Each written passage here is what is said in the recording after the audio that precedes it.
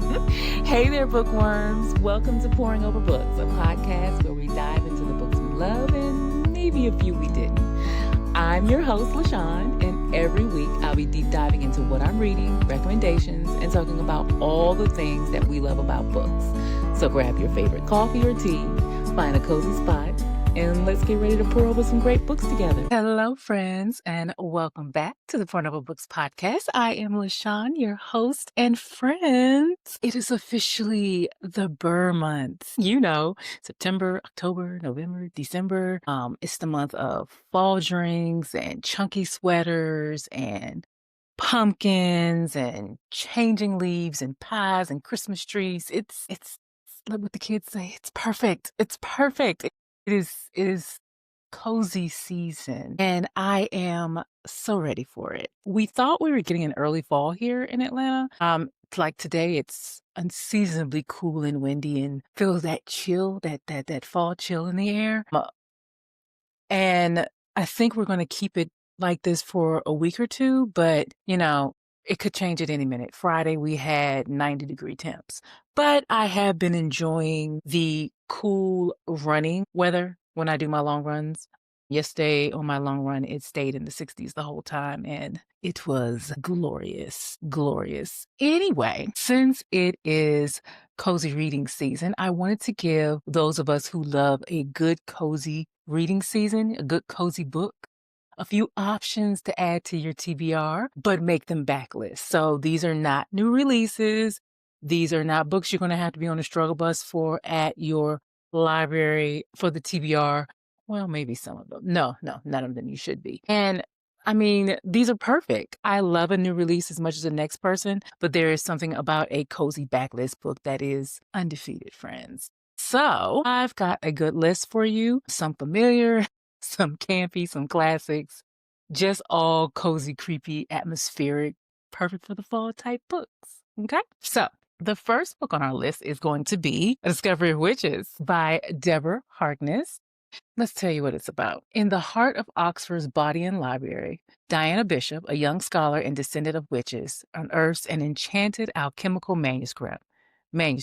Wanting nothing to do with witchcraft, she returns the book back to the stacks. But her discovery has set the world of creators abuzz, and soon a horde of demons, witches, and vampires descend on the library. Among them is the enigmatic Matthew Claremont, a vampire with a bit of an interest in the book. The book is equal parts history, magic, romance, and suspense, and it is one of my absolute favorite books and series of all time. Full disclosure, I reread this book every fall. It was published in 2011, and while it is a love story, it's more fantastical and historical. So it's almost like historical fiction with a twist.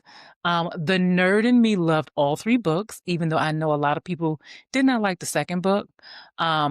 Because of the large amounts of history in each book and the talk of alchemy. My favorite kind of book, really, because it mixes everything I love. I cannot wait for my reread starting later this month. In fact, there is a group on IG that rereads this book every year. Also, it's called All Souls DG, and I'll put it in the show notes below. Anyway, the reread starts September 18th and goes through the first week in November, I believe. And they read like one chapter a week or a day or something like that. It's like a chapter a week. Because it's not really that dense of, it's a thick book, but it's not, it depends on how fast you read. But they give you plenty of time to read it. And, it's a great if you want a community, if you want to read it with other people, because it's always fun, always fun. Anyway, our second book is Anne of Green Gables by L.M. Montgomery. 11-year-old Anne Shirley has never known a real home. Since her parents' deaths, she's bounced around from foster homes and orphanages. When she is sent by mistake to live with Matthew and Marilla Cuthbert at a snug white farmhouse called Green Gables, she wants to stay forever. But Anne is not the sturdy boy Matthew and Marilla were expecting. She's a talkative, red-headed girl with a fierce temper who tumbles into one scrape after another. Anne is not like anyone else. She is a girl with an enormous imagination and boundless passion. All she's ever wanted is to belong somewhere, and the longer she stays at Green Gables, the harder it is for anyone to imagine life without her. Yes, technically, this is a children's book, but hear me out. This is the first book in a series, and it starts with Anne as a child just coming to Green Gables, and the series follows her as she grows into an adult.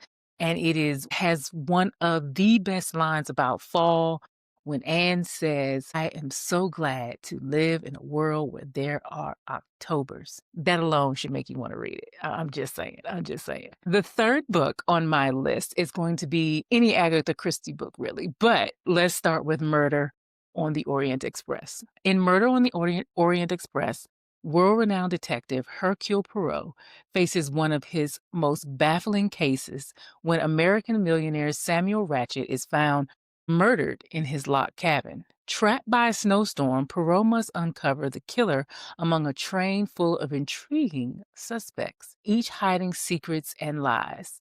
As the investigation deepens, a shocking truth about justice and revenge is revealed. This is really the most popular of her books, I think, and one of the books that has the most versions for the screen. I think it's been made into a movie lots of times, and it's been on PBS. It's been everywhere. Personally, I like Death on the Nile better, but this one is fun too. And it's a great place if you want to start with Agatha Christie during cozy reading season. The next book on my list is Interview with a Vampire by Anne Rice. Y'all, I personally will tell you that the sequel, The Vampire Lestat, is the better book, but you have to get to the background. You have to get all the background information by reading Interview with the Vampire first, and then go watch the series on AMC. It's the best. I mean, the best representation of her books like ever. Okay, let's start over. Our fourth book is Interview with the Vampire by Anne Rice. Personally, I will tell you that The Vampire Lestat is the better book, but you have to start with Interview with the Vampire first. You have to get all the background information in order to enjoy The Vampire Lestat more, and then go watch the series on AMC. It is excellently done. It is the best. It's excellently done. Don't ever watch the movie, ever in life. Anyway, this story, The Interview with the Vampire, starts when a vampire is telling his story to a reporter about how he became a vampire in 18th century Louisiana, New Orleans in particular. This is classic Anne Rice, and you need this one because you need to read all the spinoffs that come after it from all the characters you meet in the book. I mean, the movie for Queen of the Dam was terrible, but the book is excellent and it is a must read. The Vampire Armand and Merrick, I could just go on and on and on, but these books will keep you entertained and keep you like saying, oh my goodness, throughout the whole fall season is the perfect series just to fall into. And you don't have to really read them in order, even though, like I said, please read Interview with the Vampire and The Vampire Lestat before you read any of the others. At least read those two. Actually, there's a couple in between. But anyway, just read it like that. The fifth book I want to recommend for this fall reading season is If It Makes You Happy by Julia Olivia. Let's see. When Michelle moves to small town Cooper Run, Vermont, to take over her mom's dream bed and breakfast for 3 months, she didn't think it was going to be easy, but she thought it would be a good place to heal after her divorce.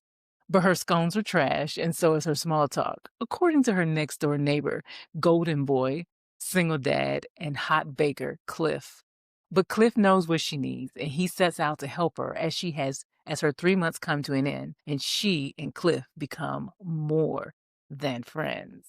What on earth will she do when it's time to leave? Listen, I read this book last year before it was traditionally published this fall, and this book is literally like a warm fall hug. It is literally if Harry met Sally, met Gilmore Girls, met You've Got Mail, and they had an orgy and had a baby.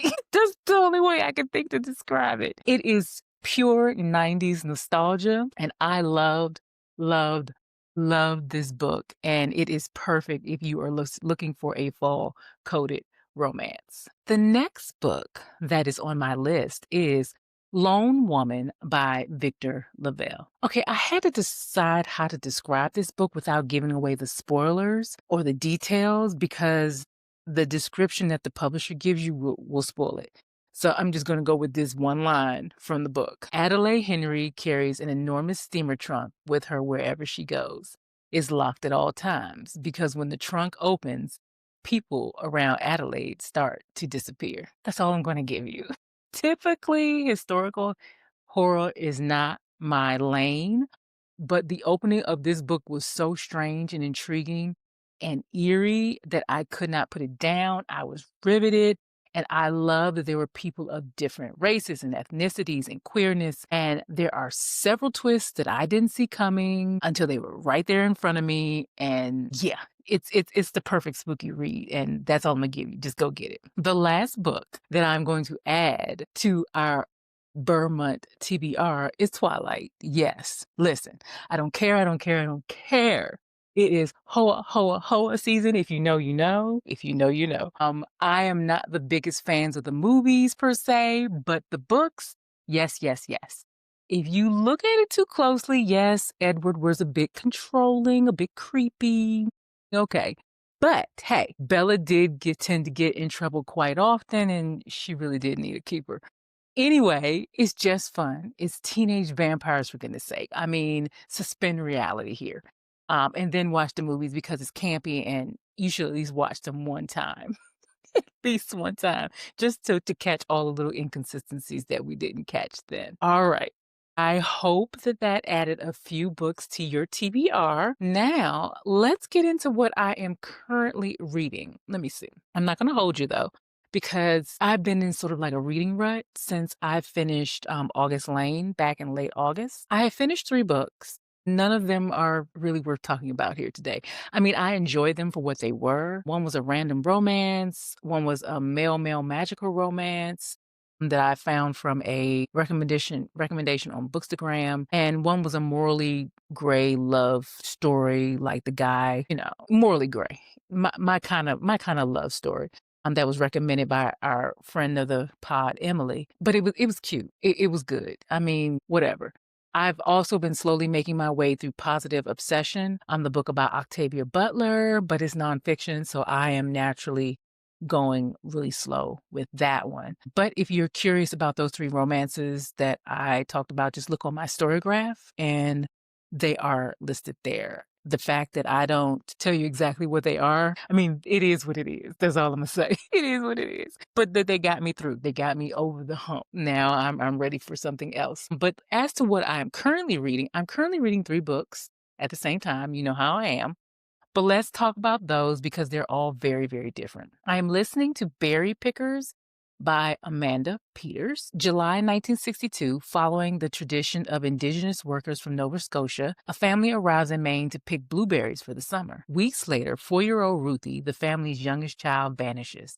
She is last seen by her 6-year-old brother Joe sitting on a favorite rock at the edge of the berry field. Joe will remain distraught about his sister's disappearance for years to come. In Maine, a young girl named Norma grows up an only child of an affluent family. Her father is emotionally distant, her mother frustratingly overprotective, and Nora is often troubled by reoccurring dreams and visions that seem more like memories than imagination. As she grows older, Norma slowly comes to realize that there is something her parents aren't telling her. Unwilling to abandon her intuition, she will spend decades trying to uncover her family's secret. I think you can guess where this is going, but I'm not going to spoil it. But I am enjoying this one, surprisingly. I listened to a lot of it on my long run on Sunday, and I will have a review about that one for you soon. The second book that I'm reading is Catabasis by R.F. Kuang. Yes, sue me. I know I said I wasn't going to read it. I know I gave all the reasons, and I still wasn't. But I listened to the Book Riot podcast, I think it was last week or the week before last, and they were reviewing it, talking about it. And I admit I was intrigued. Plus, a book friend of mine was reading it and she was enjoying it. And sometimes we like the same book. So I was like, okay. I mean, who really doesn't want to read about 2 students trying to rescue their professor from hell in a Dante's Inferno type of situation? I mean, why not? I mean, I wish you could see me with my face, but I must admit, one of my favorite books of all time, Linden Hills, uses Dante's Inferno as a framework, and that book is masterful. It is my favorite for a reason. So I feel obliged to at least try this book to get into it. I've only read the first few chapters for now, and I'm slightly annoyed. I'll go ahead and admit that one. But I will keep reading from now. I'm not slightly annoyed because of the reading, the way it's written or anything like that. There's the two characters. They're annoying me. That's just all I got to say. But we'll see. I will keep you updated on how that goes. The third book that I'm currently reading is Coffee Will Make You Black by April Sinclair. This is the September Pouring Over Books book club pick. Let's tell you what it's about. In this hilarious and insightful coming of age novel, author April Sinclair introduces the charming Jean Stevie Stevenson, a young woman raised on Chicago's South Side during an era of irreparable social upheaval. Curious and witty, bold but naive, Stevie grows up debating the qualities of good hair and dark skin. As the years pass, her family and neighborhood are changed by the times, from the war on poverty to race riots to the assassination of Dr. Martin Luther King Jr. From Black is Beautiful to Black Power. Against this remarkable backdrop, Stevie makes the sometimes harrowing, sometimes comic, always enthralling transformation into a young adult, socially aware, discovering her sexuality, and proud of her identity. I read this book back when it first came out, but it's been a while. Um, I haven't read it since it came out. It came out in 1994, and I have the original copy of the book, and it is well preserved because I've only read it once. But I've kept that copy with me as I moved from DC, where I grew up, to when I lived in Miami, to when I moved back to Maryland, to when I moved to Vegas, and finally here to Atlanta. I have kept that book for the last, 30 years? And it's in perfect condition, if I say so myself. I'm proud of myself. I take care of my books, dang it. So I'm eager to find out exactly why my subconscious kept it in such, tracked it along with me everywhere, why I kept it so long, because in my brain, I'm like, it was a good book. But yet I tend to reread my good books, and I haven't reread this one. So I'm curious about it because when 1994, I was in my teens. So now I'm really curious to see how, this grown woman, because I'm grown, really thinks about this now. And lastly, let's talk about what's about to be on my TBR. I just got notice that my copy of the second book of the Jasad era series, the Jasad Crown, has become available at my library and has arrived. Remember, this is a duology. The last book ended on somewhat of a cliffhanger, so I'm really eager to get back to this world and finish this book up. I am getting ready to start Wild Card by Elsie Silver. It is out today. It's got an age gap where the love interest is her ex-boyfriend's father. Messy boots, y'all. Messy boots. I cannot wait to read this. I will let y'all know definitely at the next episode how that went, because I'm gonna read it. I'm gonna read it right away. I'm not gonna be able to help myself. And my pre-order for Blood Moon by Brittany Lewis that comes out today should arrive this week. When it does, I will get started on that. Let me tell you about that one. Maribel Owens grew up with legends of wolves that traveled her Midwestern town to protect humans from vampires, of a werewolf that fell in love with the undead, unraveling a blood-soaked history. But Mira stopped believing in those fairy tales years ago. She stopped believing in a lot of things after her mom left without a trace when she was only 13. As Mira begins her freshman year at Lakeland University, she's ready to leave the past behind her. Only the past isn't finished with her. Strange animal attacks are occurring around campus, reopening cold cases tied to her mother's disappearance. And the only person who seems to know anything is Julian Santos, the boy who is hell-bent on getting Mira to leave campus for reasons she can't begin to understand. But Mira refuses to let him keep his secrets, not when the truth is the difference between life and death. Mira will have to accept that there is more to the Old Town myths and her growing feelings for Julian than she could ever have anticipated. And as the blood moon rises, she will come to know a world that will shatter her past and change her future. It's a YA fantasy. I haven't read a good one since Oathbound at the beginning of the year, and I am intrigued. Plus, I love finding Black Black authors writing fantasy books, IA or otherwise, and I really have to do a whole podcast episode on that topic soon. Anywho, that is all today, my friends. If you enjoyed listening, I'd love it if you would follow me on Apple Podcasts or your favorite podcasting platform. And if you have a minute, please think about leaving a review on Apple Podcasts or sharing the podcast on social media. It helps us grow and find other bookish friends. If you would like to stay connected with me, you can email me at pornovabookspod@gmail.com. And you can also connect with me over at the Pouring Over Books podcast Instagram and on YouTube or my personal IG or TikTok at LaShawn Wiltz. Thank you again so much for listening, and I will talk to you next week. Bye-bye.